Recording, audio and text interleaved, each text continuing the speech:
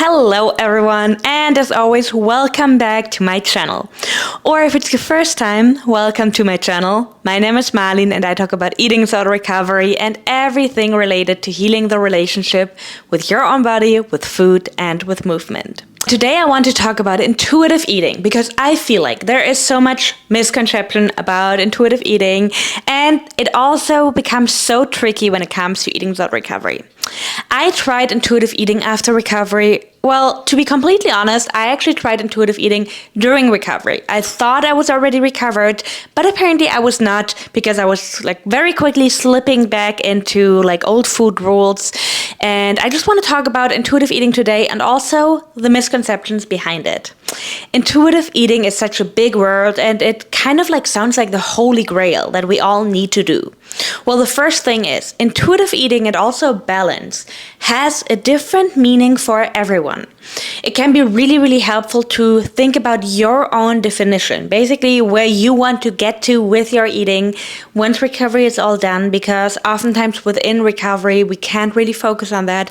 It's more something that we want to happen naturally, but again, also just really focus on what feels good for you and what feels realistic for you. Those of you who have seen the video of me and Danny, the interview, have heard her saying that it's really important to talk about what is realistic eating basically, because it differs from culture to culture.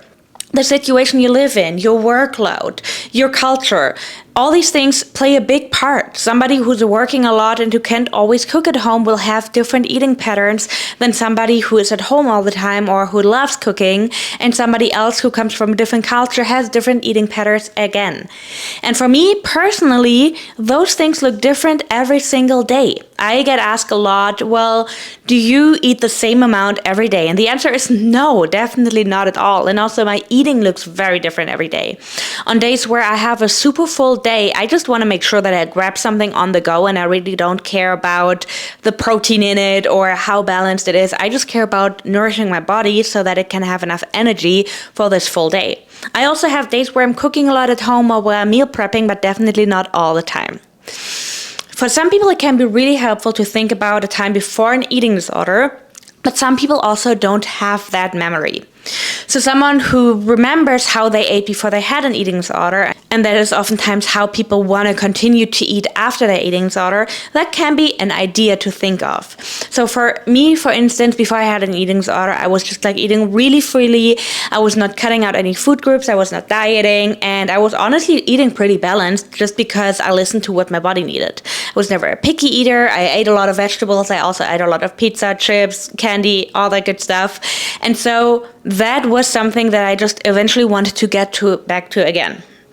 There's also a lot of people who either grew up in a household where food and the body was always a topic, always a problem, and therefore they never really learned a healthy relationship with food.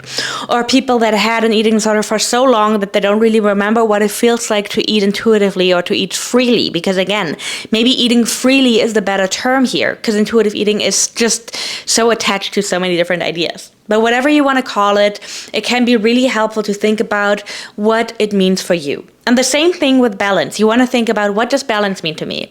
Because for me personally, balance doesn't mean that every single meal has protein, fiber, carbs, fats. Yes, those are all things that are important for your body, and you want to make sure that your body gets all the things it needs. But that doesn't mean that, again, every single meal has to look like this. I oftentimes even have days or even weeks where it might not look that balanced, and then I have weeks where it looks balanced again. I have a lot of meals that only have fat and carbs when I'm eating pasta with cheese, for instance. And then I have other meals that are more quote-unquote balanced or that have other nutrients that are not carbs and fats. So what I'm trying to say is the idea of intuitive eating and the idea of balance differs from person to person, and that is okay. It's more about thinking of a sustainable way for you that also feels good, but not attached to what some dietitian on Instagram says or even what I say. Because my way of intuitive eating and of balance might look completely different of your way. One thing that I always mention at this point is when you are in recovery, all these things should not matter. And what I mean by that is your body in recovery will tell you what it needs. And if you feel like all I'm eating is salt and fat because I'm in extreme hunger and because my body is craving these things, that is fine. You should not have to worry too much about adding so much of the other stuff, because then again, food becomes this big topic again. It becomes this thing again that's in the focus. We're really talking more about like the overall topic of intuitive eating and of balance. One of the reasons why it can be so iffy to really think about intuitive eating, to think about wanting to be balanced again when you're still in recovery, is because the reasons for that are oftentimes really connected to the ED. So that means oftentimes I hear my clients say, oh, I want more balance. I want to eat intuitively and I want to eat more balanced again. And then when we dig deeper into the topic, it normally is, well, maybe my body will change again. Maybe I will lose some weight. Maybe I won't eat as much junk food, as much candy, and there's like a lot of judgment, and that judgment is what oftentimes stands in the way of intuitive eating. And every intuitive eating coach, every dietitian will tell you that when we start intuitive eating, when we drop the diet culture, normally our pendulum swings a little bit more to the other side, and sometimes that takes longer for people, and sometimes it looks more quote-unquote extreme for people. That doesn't mean that you are failing or that you are not capable of eating intuitively.